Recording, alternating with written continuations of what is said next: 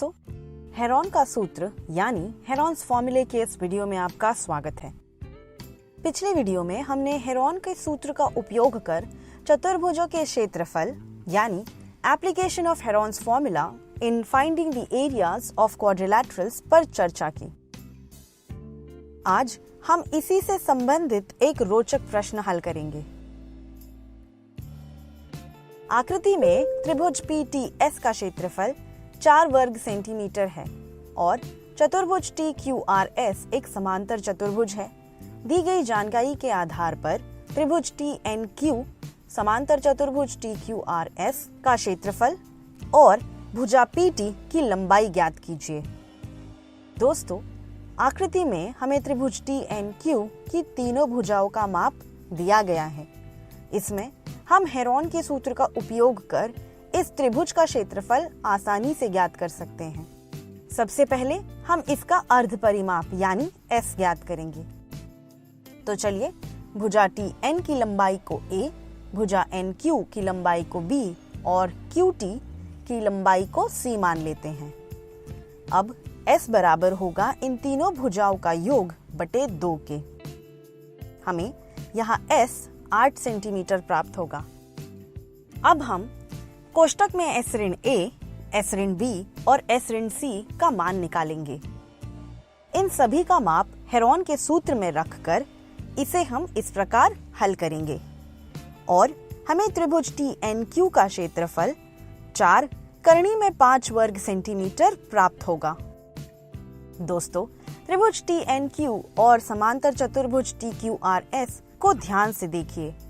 यह दोनों एक ही आधार और एक ही समांतर रेखाओं के बीच स्थित हैं और हम जानते हैं कि यदि एक त्रिभुज और समांतर चतुर्भुज एक ही आधार और एक ही समांतर रेखाओं के बीच स्थित हो तो त्रिभुज का क्षेत्रफल समांतर चतुर्भुज के क्षेत्रफल का आधा होता है। यानी हम कह सकते हैं कि त्रिभुज TNQ का क्षेत्रफल समांतर चतुर्भुज के क्षेत्रफल का आधा होगा। इस समीकरण को इस प्रकार लिखकर हम चतुर्भुज TQRS का क्षेत्रफल प्राप्त कर सकते हैं। हमें चतुर्भुज TQRS का क्षेत्रफल 8 करनी में 5 वर्ग सेंटीमीटर प्राप्त होगा। अगले भाग में त्रिभुज PTS में हमें PT की लंबाई ज्ञात करनी है। हमें त्रिभुज PTS का क्षेत्रफल ज्ञात है। हमारे पास यहाँ भुजाओं की कोई जानकारी नहीं है। यदि हम किसी प्रकार इस त्रिभुज की ऊंचाई ज्ञात कर लें तो त्रिभुज के क्षेत्रफल के सूत्र 1/2 गुणे आधार गुणे ऊंचाई का उपयोग कर हम आधार यानी PT की लंबाई ज्ञात कर सकते हैं। दोस्तों, वीडियो पॉज कर आप ऊंचाई ज्ञात करने का तरीका सोच सकते हैं। हमें त्रिभुज TNQ का आधार TQ 7 सेंटीमीटर दिया है और हमने इसका क्षेत्रफल 4 करनी में 5 वर्ग सेंटीमीटर प्राप्त किया।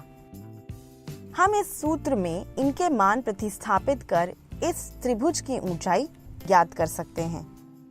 हमें इसकी ऊंचाई 8 करनी में 5/7 सेंटीमीटर प्राप्त होगी।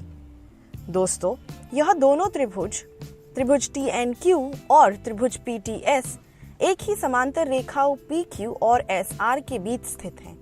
इसीलिए त्रिभुज PTS की ऊंचाई भी 8 करनी में 5/7 सेंटीमीटर ही होगी। अब हम इस समीकरण में क्षेत्रफल और ऊंचाई का मान प्रतिस्थापित कर PT यानी आधार आसानी से ज्ञात कर सकते हैं। वीडियो पॉज कर आप इसका प्रयास करें। यहाँ हमें PT की लंबाई 7 करनी में 5 सेंटीमीटर प्राप्त हुई। दोस्तों, आप देख सकते हैं कि इसके हर में एक अपरिमेय संख्या यानी करनी में 5 है। यदि आप यहाँ करनी में 5 का यह मान रखेंगे तो उत्तर प्राप्त करने में आपको कठिनाई होगी।